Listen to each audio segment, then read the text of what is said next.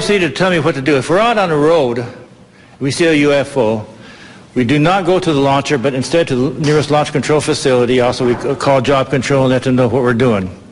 If we're at a site and we're penetrating, then we have to stop what we're doing, remove ourselves from the site, call job control. We'll have radio controls, radio contact with all these. It's called a job control, and wait for further instructions. Now, if we're at the site and we're doing our work, I have to take myself, my team, and the targeting tapes, go into the launcher, close the personnel hatch.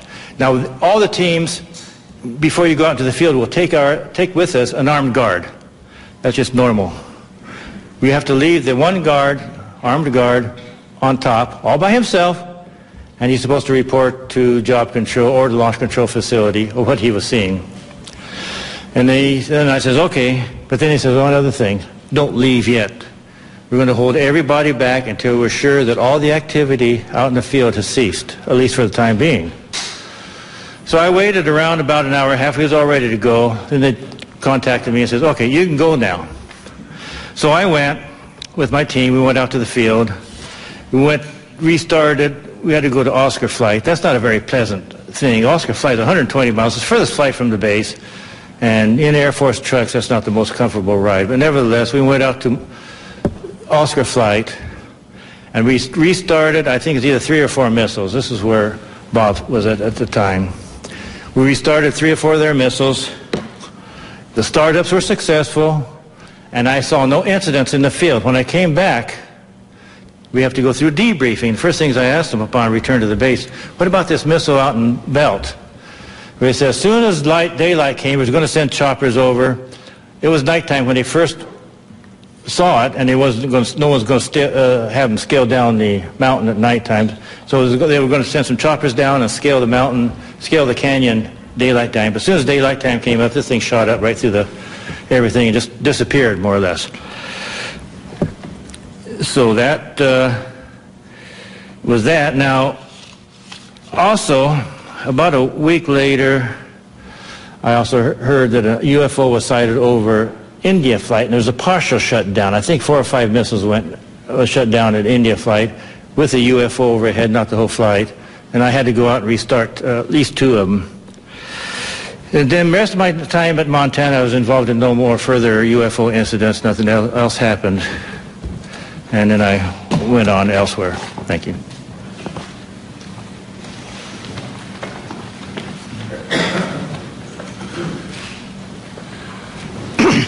Good afternoon. My name is Charles I. Halt. I retired from the U.S. Air Force in 1991 as a colonel. During my military career, I was base commander of 2 large installations, and at the time of my retirement, I was in the Department of Defense Inspector General's office with total inspection oversight of all services and all service agencies. In 1980, I was reassigned from the Pentagon to RAF Bentwaters as a deputy base commander. At that time, Bentwaters was one of the largest tactical fighter wings in the world. We had the 2 base complex, Woodbridge and Bentwaters in England, and 4 FOLs in Germany, and 2 additional standby bases. In December 1980, early in the morning, several of our security policemen discovered strange lights in the forest in East Anglia, just outside the back gate of RAF Woodbridge. 3 patrolmen, Sergeant Peniston, Airman Burrows, and Airman Cabana-Sack, actually were dispatched into the forest and approached a craft. They reported it being triangular, approximately 3 meters on a side, dark metallic in appearance with strange markings. They observed it for a period of time, and it very quickly and silently vanished at high speed. Initially, I was not aware of all the details. I was only told of strange lights, and I was sure there was a logical explanation. 2 nights later at the family Christmas party, we were interrupted. The on-duty flight commander for the security police squadron, Lieutenant Bruce England, came and approached the base commander and I. He was white as a sheet. He said, "It's back." We said, "What's back?" He said, "The UFO." Well, we still were, I should say, non-believers at that point. Since my boss had to do the presentations, I was tasked, unfortunately, to investigate. So I went home and changed clothes. I really expected to find a logical explanation. I took several security policemen with me, a disaster preparedness NCO who took an APN-27, a Geiger counter, and a camera. I also had my small cassette recorder I carried everywhere when I was on duty. I was taken to the supposed site. We found indentations approximately 1.5 inches deep, approximately 6 to 8 feet on a side, and radiation of 8 to 9 times normal background radiation. Not enough to be dangerous to somebody, but significant. We also found broken branches on the trees. While we were milling around trying to make sense of the whole thing, one of the individuals with me suddenly spotted something. Off through the forest was a bright, glowing object. The best way I can describe it, it looked like an eye. It was bright red with a dark center. It appeared to be winking. It would sort of wink. It was shedding something like molten metal. It was dripping off it. It silently moved through the trees, avoiding any contact. It bobbed up and down, and at one point it actually approached us. We tried to get closer. It receded out into the field, beyond the forest, and silently exploded into 5 white objects. Gone. So we went out into the field looking for any evidence, because something had apparently been falling off it, and we found nothing. But while we were searching around in the field, one of the people with me noticed some objects in the sky to the north. There were 3 or 4 objects in the north, brightly colored, changing from elliptical to round, and moving at very high speed and sharp angular movements as though they were doing a grid search. While we were watching them, somebody else noticed to the south there were 2 objects just sort of hovering in the sky. One object approached us at very high speed, best guess is 3,000 to 5,000 feet, somewhere in that neighborhood, stopped directly overhead and sent down a concentrated beam at our feet. It was about 1 foot in diameter. The best way I can equate it is sort of a laser beam. We stood there in awe. Was this a warning? Was this an attempt to communicate? Was this a weapon or just a probe? Just as suddenly as it appeared, click, it disappeared. We stood there, really concerned. About that time, we noticed the other object to the south was sending down beams, about a mile and a half away over Woodbridge Base. We had 3 different radios with us, the police radio, the security police radio, and I had the command net. All 3 radios were functional and we were talking to control centers. They were constantly breaking up and we had great difficulties communicating, but we were able to discern that on the police and security net that some of those beams were either falling into or near the weapons storage area, and there's a great deal of concern. It really bothered me at the time. Every time something of significance happened that night, I kind of clicked on my little tape recorder and recorded it so I'd have a record of it for the next day. Unbeknownst to me, a copy of that was released by one of my co-workers several years later, and hence there was a lot of publicity. My superiors at the time were informed what happened. I briefed my boss. I played the tape for him. He listened intently. He was aware of the incident because he was monitoring the night before on the radio. He and several others were. He took the tape to the 3rd Air Force staff meeting the following Wednesday. 3rd Air Force was the Air Force headquarters at that time in England. Played it for General Baisley, the commander and staff. They all sat silently. The decision was, it happened off the base, so it's a British affair. In other words, they were loath to get involved. So my boss came back and threw me the tape recorder, and I said, well, what do we do, boss? He said, get with Squadron Leader Moreland, who was the British liaison officer, and do a report. It's their problem, not ours. Gosh, here I am kind of caught in the middle, and I'm the junior guy here. Whoa, why did I ever get involved? Well, Squadron Leader Moreland was on vacation in Wales at the time. He came back and he was quite upset that he was in the middle of the thing too. So he said, well, write a memo. So I wrote I shall call it a cleaned up memo, just kind of unexplained lights, just to kind of get them to come out and investigate and look into the thing. Well, I gave it to Moreland, and unbeknownst to me, Moreland sent a copy to his superior, 3rd Air Force. I didn't know that at the time. The copy to MOD was apparently buried in the files. Days turned into weeks, and weeks turned into months, and I almost forgot about the incident, to be honest with you. Gave up. Several years later, one of my co-workers was playing a copy of my tape at cocktail parties and caught somebody's ear. Somebody started asking questions, and he said, oh, Holt wrote a memo. The next thing we know, there was a Freedom of Information request came into Bentwaters. Of course, there was no official copy. We didn't have word processors in those days. We used typing manifolds in the old typewriters. We were just transitioning. And the only copy was an onion skin that I had in my desk. So my boss went back and said, there's no official record of it. Well, somebody else found out the 3rd Air Force had a copy.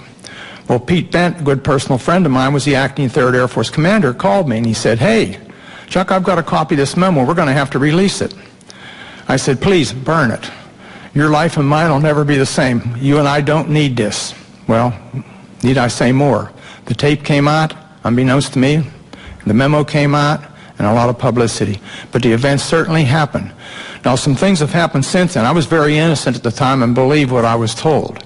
I asked the OSI if they had an interest, and I was told, no, not at all. Wrong. I found out later that the airmen were, how shall I say, pretty harshly interrogated that were involved. I have never been debriefed.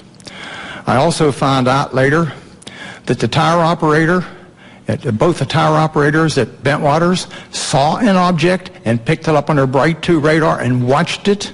I found out that the tower operator in the weapons storage area actually saw something, as did a comm man who was working there and saw it go down into the forest near us. And also several other people around the base saw it. It's kind of interesting. What did we see? I have no idea what we saw that night. I do know it was under intelligent control, and in my personal opinion, it was either from another dimension or extraterrestrial.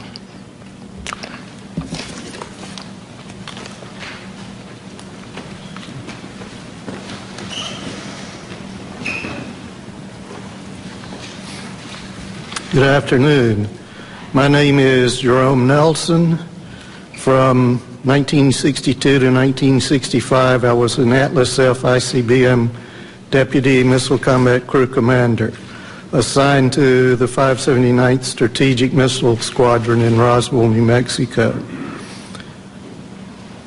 Sometime during the winter of 1963 through 1964, while I was on alert duty in the Launch Control Center at Atlas Site 9 west of Roswell, my topside security guard called me on the telephone and reported a bright light that is a fully illuminated round object was hovering silently over the missile silo and shining a light down onto it.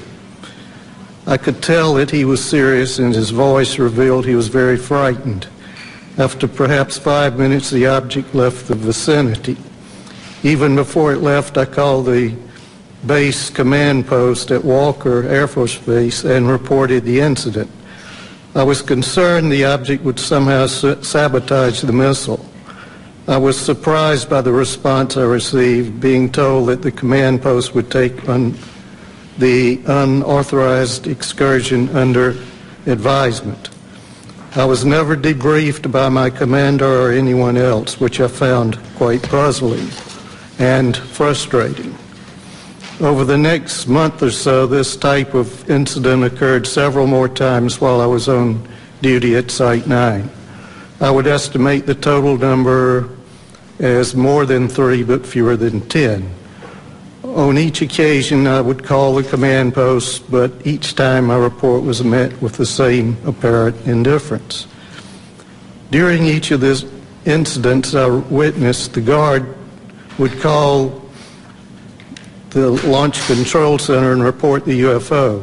Several guards were involved over time and were all obviously frightened by the object hovering over the site. Their voices were actually trembling. Because of my duties in the Launch Control Center, I could not go topside and look at the objects myself. Only decades later did I learn that at least one missile facility technician, Bob Kaplan, had been ordered to report to the Office of Special Investigations on base and make a report about the similar incident he had witnessed at Site 9 during the period. At the time, this development was kept from me and my missile commander. I do not know whether anyone else was interviewed by the OSI, but I wasn't. That's my report.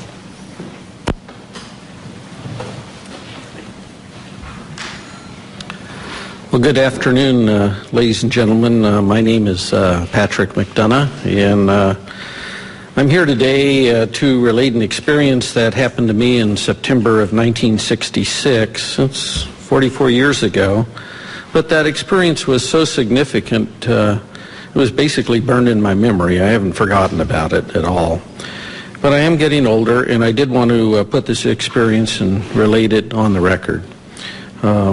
A little background on me: I had enlisted in the Air Force in Berkeley, California in first week of November 1962. At the onset of the Cuban Missile Crisis it was going. I felt patriotic. And up to that time I had been studying engineering in college. I had 3 years of engineering.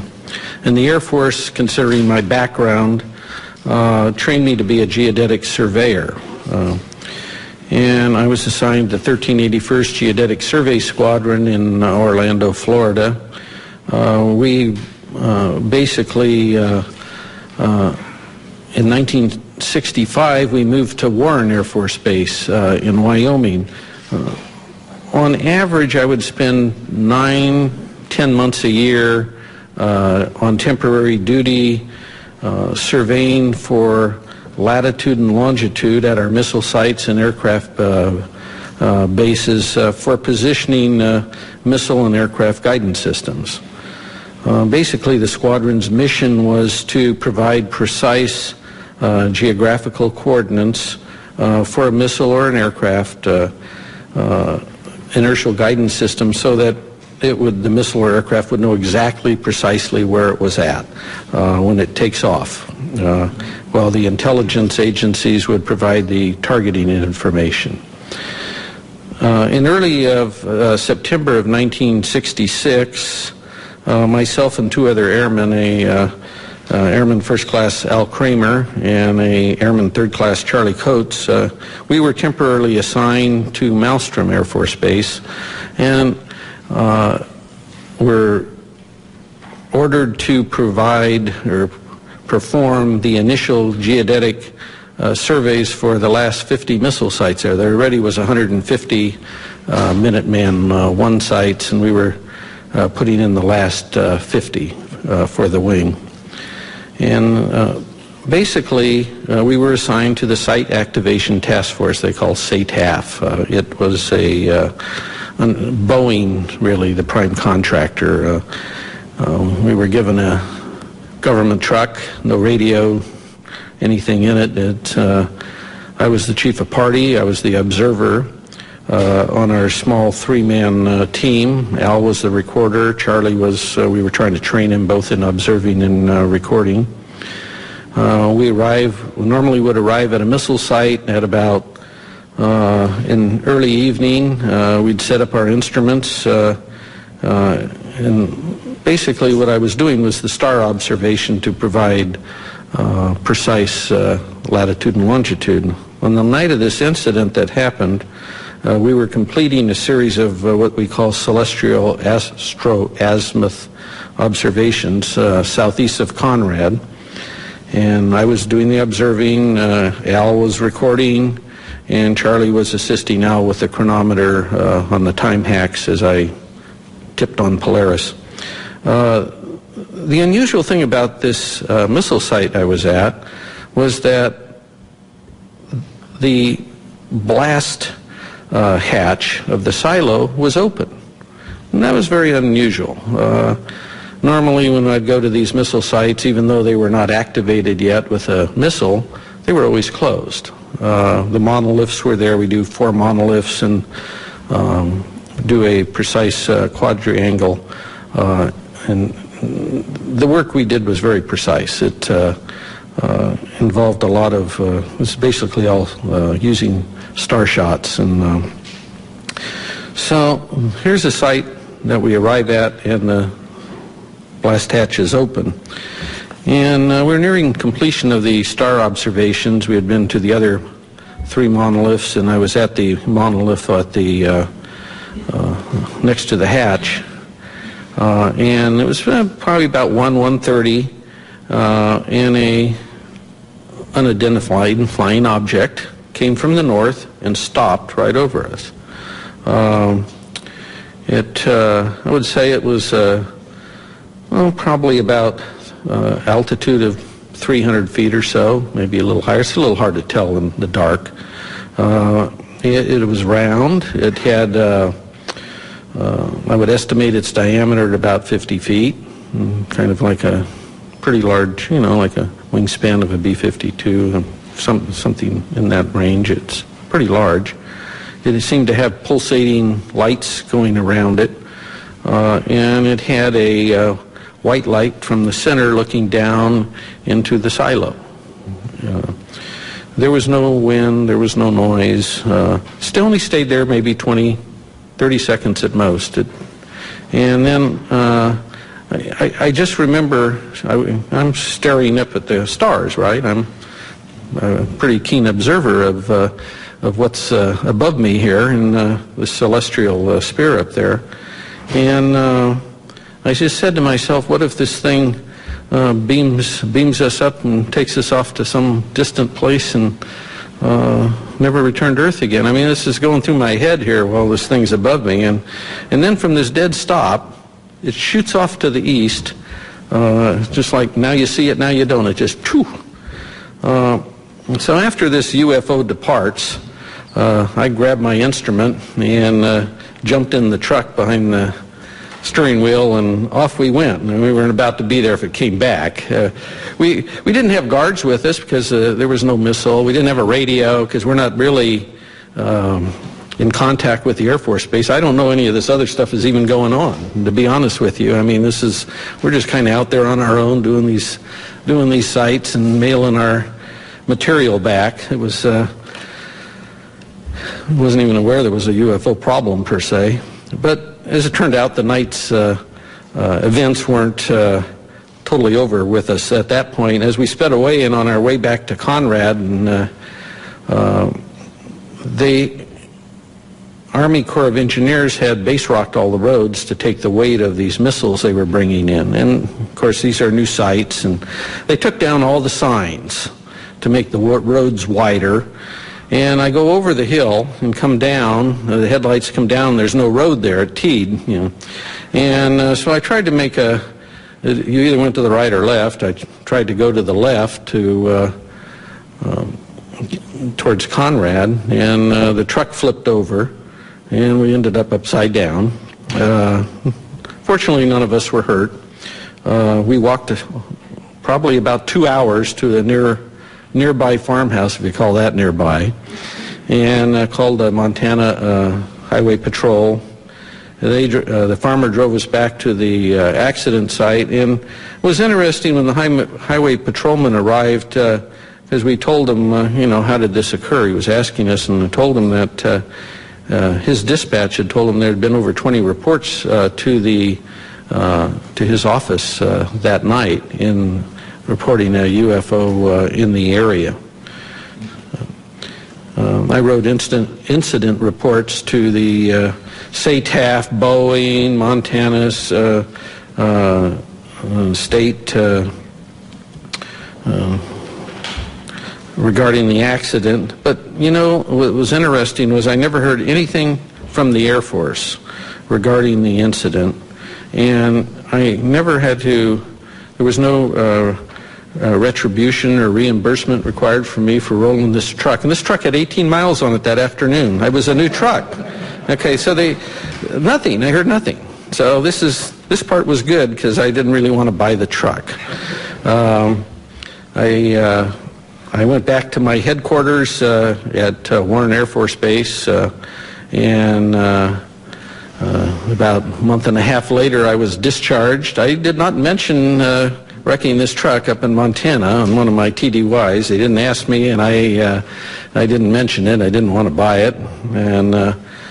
But I must say now, in my 4 years that I had with this Geodetic Survey Squadron, I had worked on the latest missiles and aircraft in the U.S. Air Force inventory. And I worked everywhere on these guidance systems. And I never saw anything in the Air Force inventory that could perform like this UFO did. I don't know what it was, but we sure didn't have any. I never saw anything like it. And I'd like to thank all of you for being here today, and thank the National Press Club.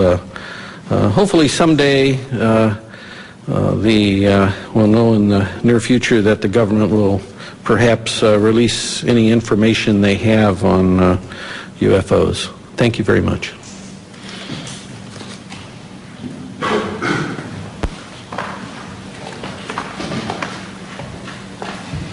Hello, everybody. I'm Bruce Fenstermacher. I don't have any exciting stories like rolling a truck with 18 miles on it. From 1974 to 1976, I was a combat crew commander and a captain in the Air Force, stationed at F.E. Warren Air Force Base at the 400th SMS and assigned to Romeo Flight.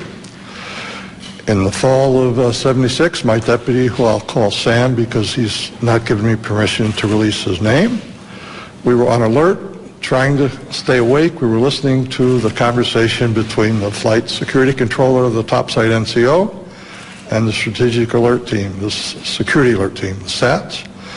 Kind of that was one way to stay alert, because the SAC duty is moments of terror with hours of boredom. And suddenly we heard the FSC call the SAT team and say, stop the vehicle. Get out of the vehicle and look around. I didn't tell them where to look or anything. And Sam and I looked at each other and then said, what do you see? And he said, oh, I don't see anything. I don't see anything. Holy bleep. I do see a white pulsating light in the sky. It's maybe 7 or 8 miles away. The FSC asked where it was. He said it's to the north. He said it's pretty close to where the launch control facility is. So my deputy and I did a double take. We called upstairs and we said, what's going on? He said, you're not going to believe this, Captain, but right above us there's a huge white thing, pulsating light above us, and I had to call them to make sure I wasn't seeing anything. Upon prodding, he told us it was shaped like a fat cigar. I think he said a pregnant cigar. White pulsating light. Between the pulsations, he saw red and blue lights. It was silent, because I prodded him saying, is it something for a helicopter? He said, no, it's very silent. We're talking to him for several minutes, and he says it's starting to move away along our access road.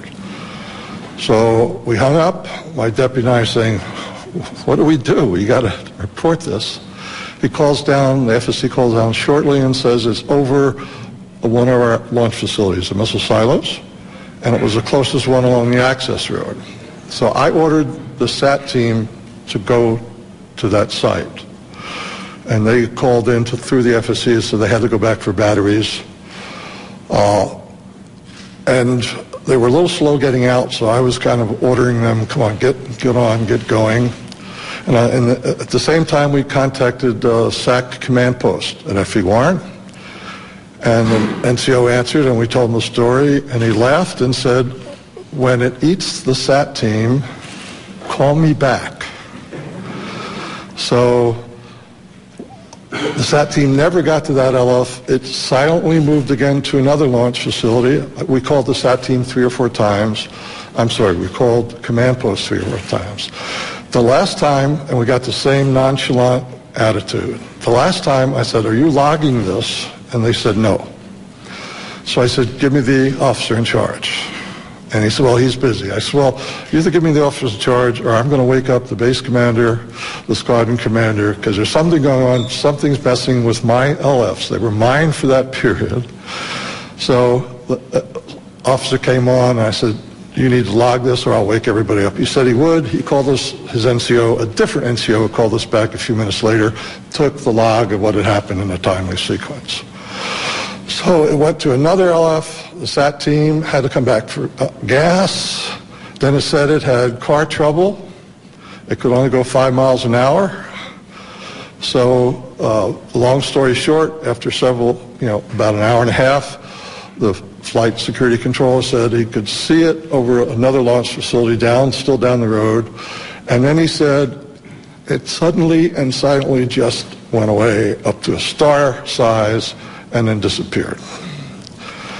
So that was it. It was an exciting rest of the tour. The next day we were relieved by another crew to go back home.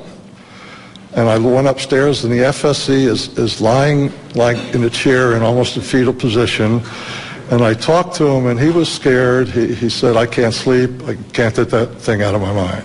And I said, what the heck was with the SAT team? He said, both my deputy and I were prior service, so we got along well with the enlisted guys. So I said, if you promise not to tell anybody, they told me they were not going to go to any LF with that thing over it. No direct orders, no nothing, and in fact, they never left the launch control facility. We picked up the Quebec team on the way back, the Quebec crew, because Quebec was on the way to Romeo, and SAC liked to save a little gas, so we road share. And they told us that earlier that evening, they had the same sort of thing flying over several of their launch facilities. And I said, what happened? You reported it. And they said, are you crazy? We didn't report it. We're not going to report it. I said, well, I did. He said, well, if you tell them about us, we're going to say it never happened. So we went back home. I reported to my squadron commander. The next few, we always have departure meetings when you go out for alert. The next several departure meetings, we had an unusual visitor. We had an officer in a uniform telling us that you may have heard rumors about this. It didn't happen. It's top secret. And I wanted to stand up and say, which is it? Didn't it happen, or is it top secret? So that's my event. I think Mr. Salas comes back. Thank you.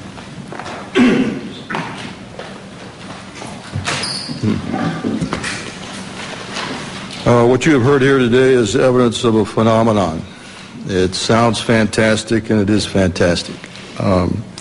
We presented this evidence in the public interest of open government. Our signatures on affidavits in the press kit that you have attest to the truth of our statements. Our evidence is now public domain. The real question is, what is the public going to do with it, this testimony? It has been a general practice of the media to scoff at these kinds of stories, make light of such testimony. We can only ask that you take the time to give some serious consideration not only to our statements, but to the statements of other witnesses out there who have similar incidents. There is also documentary evidence that helps support what we have said. We hope you will take the time to at least take a look at those, research this a little bit, and if you do, I think you'll come to the same conclusions that we have. That is that the UFO phenomenon is real, not imaginary. There's current excessive secrecy in our government surrounding this phenomenon. Unknown aerial objects have in fact been observed over many of our nuclear weapons bases and other nuclear facilities, and in some cases the appearance of these objects coincided with compromising the operational readiness of our nuclear weapons. Although each of us might have different opinions about the meaning and intent of these incidents, I think we can all agree that the tampering with nuclear weapons is a national security concern. This is Air Force official policy on UFOs. This is dated 2005, but I believe it is current policy. I'll just read one part of it. It says, no UFO reported, investigated, and evaluated by the Air Force was ever an indication of threat to our national security. That is clearly misleading. It is false based on our testimonies. This statement, the decision to discontinue UFO investigations, was based on an evaluation of a report prepared by the University of Colorado in 1969. I believe this was the infamous Condon Committee study. There was substantial evidence to show that study was superficial and biased. In particular, the Echo and Oscar incidents I spoke about were never investigated by the Conduct Committee, even though their principal investigator was well aware of these incidents. Obviously, the testimony given here today conflicts directly with that Air Force policy statement. We ask that our government answer to the public about the obvious discrepancy between our testimony and that of the current statement. Indeed, we demand an answer based on the foundation of our democracy that says, and I want to paraphrase Franklin Delano Roosevelt, President Roosevelt, the people should be strong enough and well enough informed to maintain the sovereign control over its government. Finally, I want to say, I think I speak for every one of us here, I have the utmost respect for all the men and women in the U.S. Air Force. I graduated from the Air Force Academy. I thoroughly enjoyed being a part of the Air Force, and I was honored to serve my country in that way. Our disagreement and challenge to the Air Force has nothing to do with the people of the Air Force. It has to do with official Air Force policy. And I think they are deliberately withholding the facts, not just in what you've heard here, but continuously since 1969. And by doing so, they're not allowing the people of this country to engage in the decisions regarding events that are clearly national security issues and concern to all of us. We're simply asking for the truth. Thank you for your attention. At this time, we're going to take questions. Mr. Hastings will take it from here. If you would go to the microphone over here and tell us what media you represent. Thank you. When you ask a question, I would ask first that you identify yourself and your organization, and then direct your question perhaps to a specific individual. That person will have to find his way to the mic, so there will be a bit of delay. Yes. Pat McCune, the Daily Trojan, University of Southern California. We just did a big event here, and LucasArts, Mr. George Lucas himself. I wanted to commend all of you. You guys are soft-spoken, but you carry a big stick, and that's exactly the way to approach this issue. I remember when UFOs first got going, it was like a laughing matter until they started revealing themselves in the deserts, Arizona, Colorado, and so forth and so on. I'm standing up here not only because if I'm a resource to anybody, if LucasArts is, please let me know, and I'm glad to do whatever I can to help you. As well, I wanted to point out that my friend Charles Stone back here is something of a real authority on UFOs. He does quite extensive work on websites and all, and is a real authority if you need some questions answered. That's it. Hello, Jeff Schogel with Stars and Stripes. Two quick questions. Mr. Hastings, you had mentioned that this is an ongoing phenomenon. Is there an incident later than 1980 that you are aware of? And then also, are there any testimonies here today that are new that have not yet been documented or been in the public domain? This is a cross-section of the witnesses who've come forward. The latest incident involving nuclear missiles was at Malmstrom Air Force Base in 2007. However, the person is still active duty Air Force. I'm not going to elaborate on that until that person is separated from the Air Force.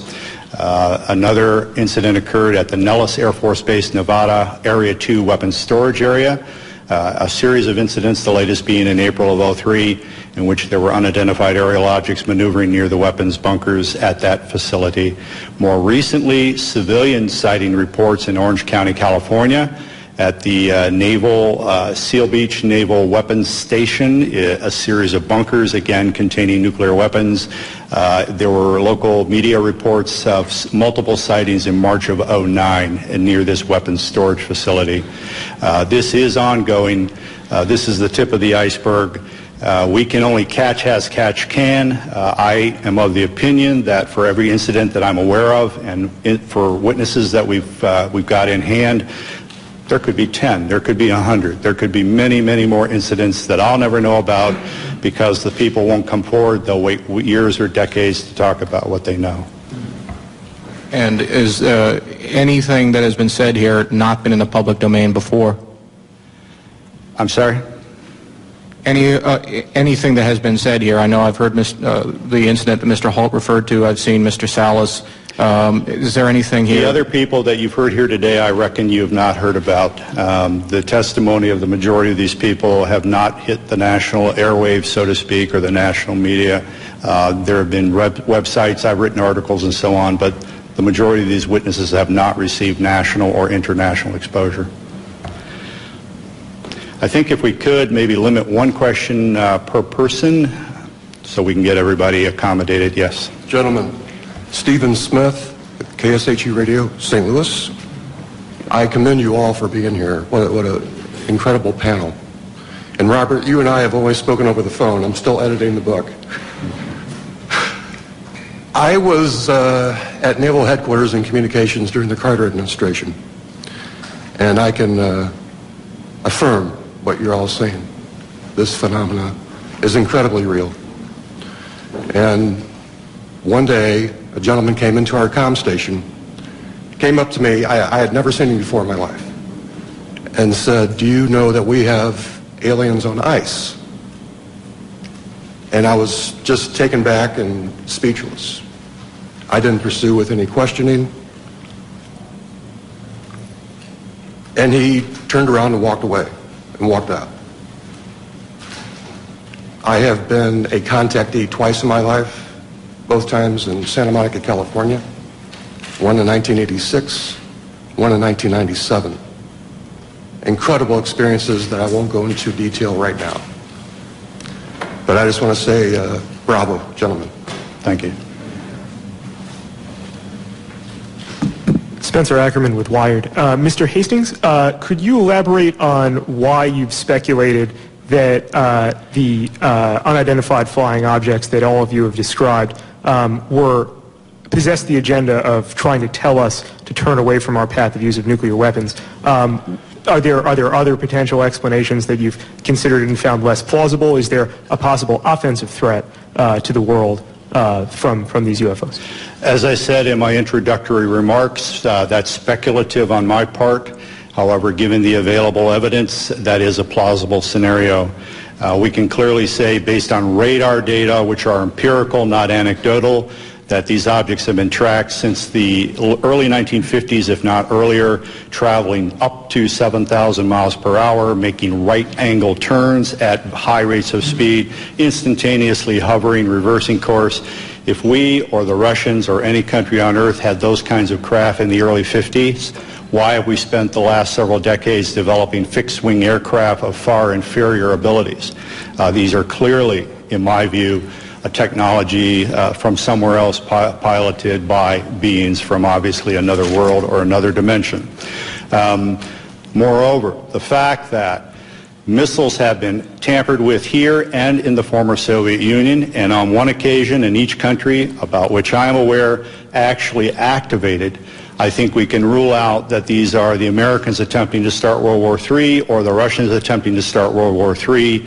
Again, the technology involved is so superior, and we cannot conceive of a logical scenario whereby either of our countries would attempt to activate nuclear missiles for any reason under the sun. Now, our opinion is that whoever these beings are, they are indeed attempting to send a signal that we are playing with fire, that we are gambling with the human race's future. There are other possible scenarios. I have half-jokingly said from time to time, maybe they're planning to invade Earth and they don't want to inherit a radioactive environment when they do. Now, I don't believe that's what's going on by any means.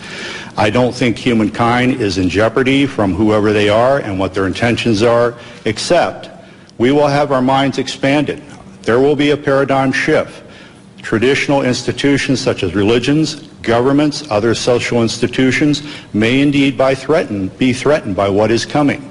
That is just a logical consequence of what is about to occur. But if indeed this Earth is being visited by other races, and if those races are, one or more races, are in fact repeatedly monitoring and sometimes tampering with our nuclear weapons, That secret, in our view, should not be kept from the citizens of this planet any longer. But you don't think there's an offensive element to their contact? I don't think there's any potential hostility, except, again, to closed-minded people. Sure. This is to the question of hostility. What you've heard up here, and especially in my case, they could have done a lot more damage, in permanent damage to our weapon systems, and they didn't. All of these weapons, in my case, were brought back up on alert. It took a day or so, but everything was fine. If they wanted to destroy them with all the powers they seem to have, I think they could have done that job. So I personally don't think this was a hostile intent.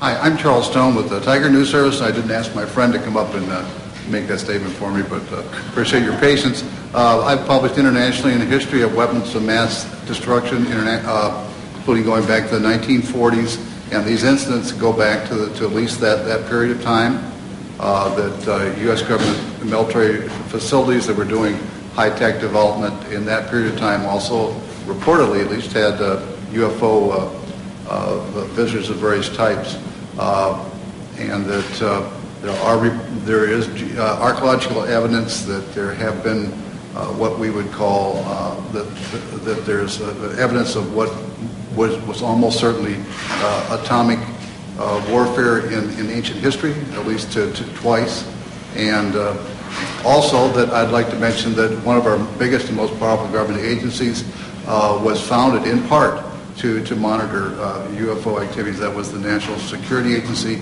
in the late 1940s. Did you have a question, sir? Are you aware that the NSA was partially founded to monitor UFOs? I've heard rumors to that effect, and also the Central Intelligence Agency. In my view, those rumors aren't supported by any authoritative documentation at this point. I would not be surprised at the same time if that were ultimately proved true by historians, but that's as far as I think we can take it at this point. Right. Thank you. Thank you. Hi, my name is John Kelly. I'm a columnist at the Washington Post. Colonel Halt, you mentioned that when you went out you had a cassette recorder, a Geiger counter. You said a camera? Camera, 35 millimeter camera. First of all, did you take any photographs? And second, how does a cassette tape made by you, presumably for official purposes, end up at a cocktail party entertaining guests? Okay, two questions. Let me answer the first one. The disaster preparedness individual I took along, Tech Sergeant Monroe Nevels, also worked for the base newspaper part-time. He was a professional photographer on the side, had a degree in photography, had his own darkroom. In fact, when he left the base, we had serious problems because he painted one of his rooms with flat black paint. We had to redo the paint about 4 or 5 times. He took numerous pictures of the indentations, pictures of the broken branches. He tried to take pictures of the objects in the sky. He took the film back home, and it all came out fogged, unfortunately. Now, he did it in his own darkroom. I used to have a darkroom and dabble in photography, too. He could have done it himself. It could have been a radiation, which I have doubts about, or something could have happened that we don't know about. But anyhow, the film all came out fogged. Sergeant Pennison had a camera. It was not uncommon for the security police on the perimeter to carry cameras because the British have a lot of, we call them bird watchers, people that catch tail numbers and follow the history of airplanes and climb over the fence from time to time, not to do any damage or any harm, but curiosity and try and get close. It's part of a game. So we would, if they did that, we would photograph them inside the fence and turn them over to the British police. Sergeant Pennison took his film to the photo lab and turned it in, and they told him it disappeared. I can't answer that. The other question, what was the other question you asked about the... So did you personally have a camera that were taking pictures? I did not. I had the micro cassette recorder, We, keep in mind, we were just in the process of transitioning to word processors in those days, still using the typewriter. Our secretaries were very resistant to getting involved in modern technology. And so what I would do, I carried one in my pocket, a little linear, and we had the big linear machine in the office, and when I went around the base, I'd note, you know, the fence is damaged here, this needs to be painted, whatever was going on. And I'd come back and give her the tape, and she'd type it up for the staff meeting the following week. So I just thought, well, I'll take the tape recorder along because I don't want to take notes. It's cold and windy, dark. So I took my tape recorder along. It was a little microcassette one, those little tiny ones. I still have it, by the way. I came back, and after the tape was played at 3rd Air Force, and I played it for Squadron Leader Moreland and several other people, Ted Conrad, my boss, said, make me a copy. So I made him a copy. He put it in the desk drawer, in his desk drawer. He moved on and was replaced.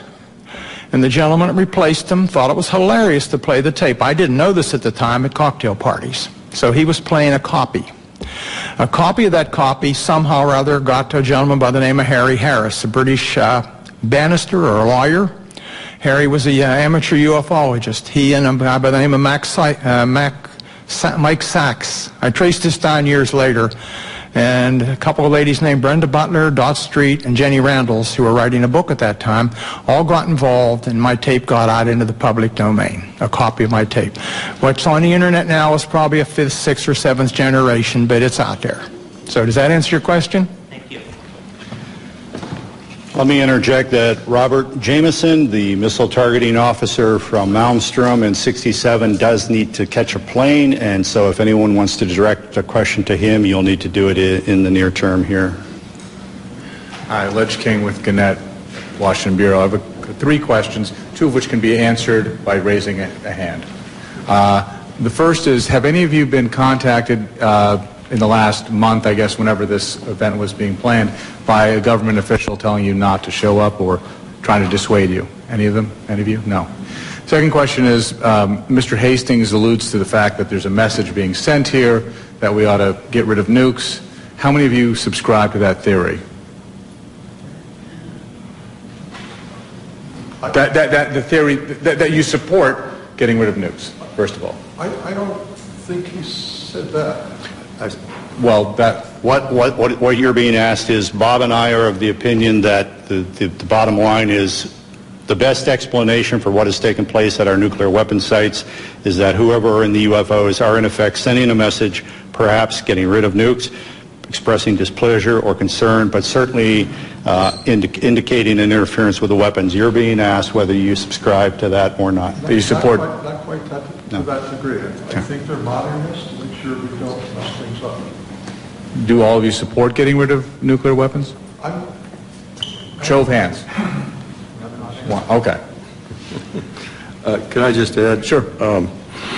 With regard to the reason I came to the conclusion that this was a message was simply, again, they could have done a lot more destruction, I think, to our weapon systems, and they didn't. It was simply shining a light on our nuclear weapons, and literally shining a light on nuclear facilities. This has happened all over the world. I can point to other instances where UFOs came over, shone a beam down on the weapons storage area where nukes were stored. To me, it's pretty clear. This is just, we're shining a light on this. We're pointing it out. What are you people doing with nuclear weapons? And my final question, which does require somebody to speak, is, you've talked about how society and the mainstream media sort of are very dismissive of all this. Can one or two of you talk about sort of the personal journey you've come to in terms of, approaching family or friends or others about this when people may think it's kooky to talk about this? Can one or two of you talk about how was it difficult? How difficult was it? That sort of thing. Thank you. Well, as a person who is very, very skeptical about this, what I call UFO nonsense, when that happened that night and I thought through the process of what the logical explanations are, after that I was very careful about who I told what, because some of my friends, when I started on this, just laughed. So I got ridiculed. I was used to the ridicule from the Air Force, except for the dual standard. We're going to ridicule, but it's secret and don't talk about. And coming out was my... I came out a little bit. I talked to Robert. I gave him a little bit of the story. I didn't want my name to come out. I was concerned. I don't want to be considered a kook. I don't want to, because I consider, not so many anymore, but I consider some of the extremists a bit kooky.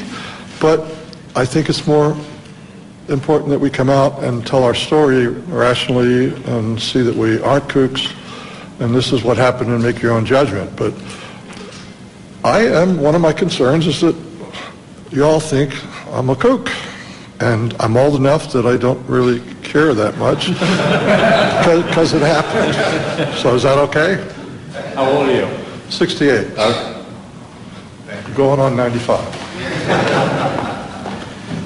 I would briefly add to that I made a decision decades ago that no matter who laughed at me or threw things at me, I would speak what I knew to be the facts.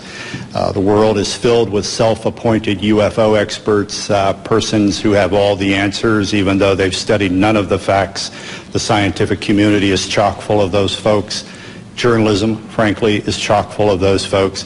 We're presenting credible witnesses for open minds, people who have an objective sense of their duty to inform the American public about the reality of the situation. We're providing you not only these witnesses, but many other witnesses who can testify as to the reality of all of this, and you may draw your own conclusions. I'm Lisa Pham from Epoch Times newspaper. My question is towards Mr. Arneson. You mentioned someone over there trying to send us a message. I wonder what kind of a message. Do those aliens consider our Earth people have a threat to them, or they just try to defend, or they try to come here to occupy, take over Earth? What kind of a message do you think? If I knew that answer, I wouldn't be here.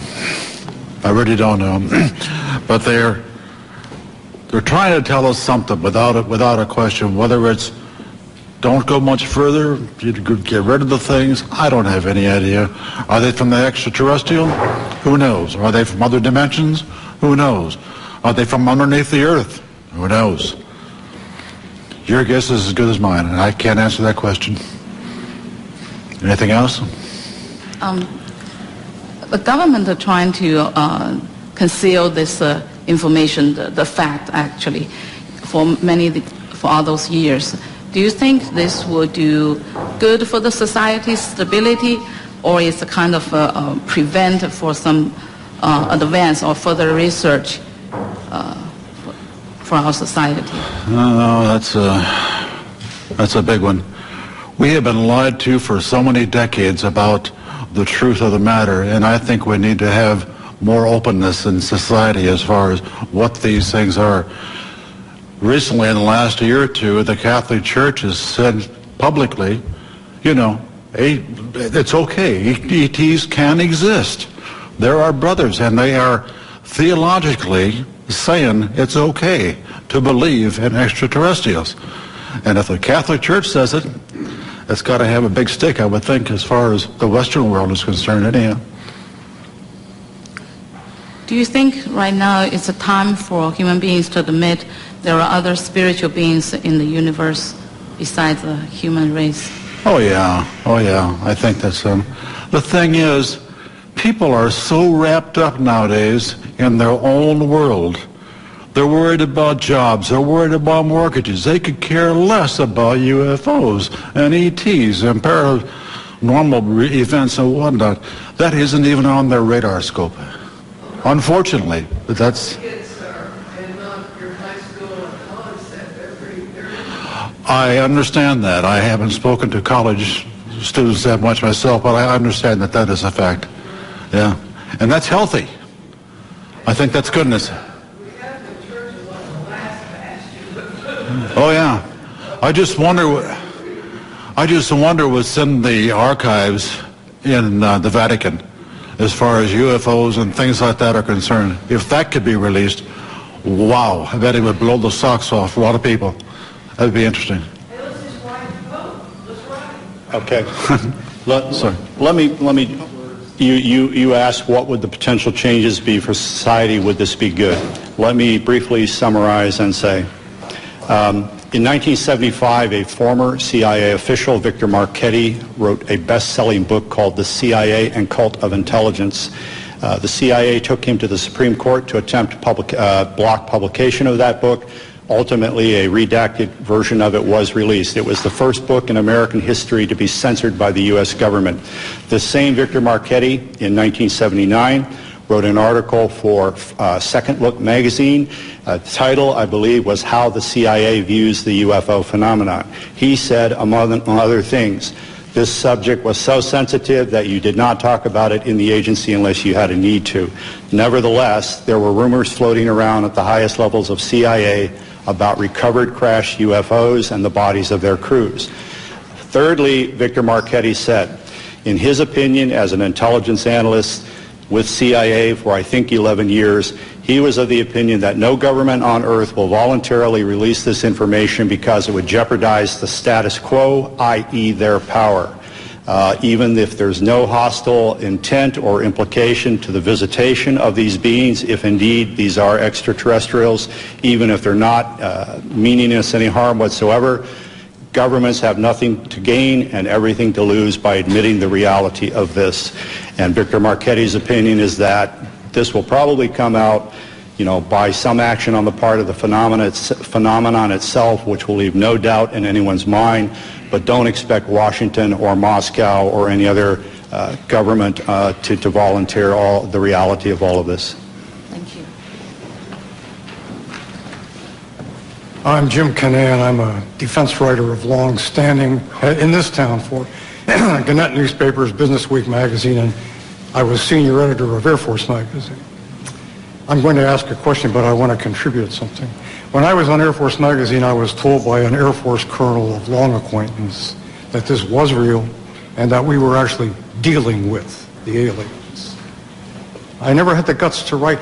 He said, you won't have the guts to write this. I said, no, because I have to confirm it. And if you can't tell me how to confirm it, he did give me a couple names, but it didn't pan out. I was like all the rest of the press. If I couldn't confirm it, I wouldn't write it. Now, that may mean that we're somewhat cowardly, but at the same time, it means that we're also very careful. I do sympathize with the members of the press who do not write about this, even though I myself am convinced of it by now, because I was one of them once. But now, I have a question contemporary. 2 years ago, the Air Force Chief of Staff and the Secretary of the Air Force were dismissed by the Secretary of Defense for, among other reasons, being sloppy in their management of nuclear weapons. We transported an armed one somewhere, we sent components overseas and so forth. This shook up the Air Force. I want to ask you gentlemen, in the aggregate or individually, do you think that this evidence of malfeasance ranks up there with not telling the public about alien or UFO intrusion at nuclear sites? Is there an equation there? Can I speak to this here?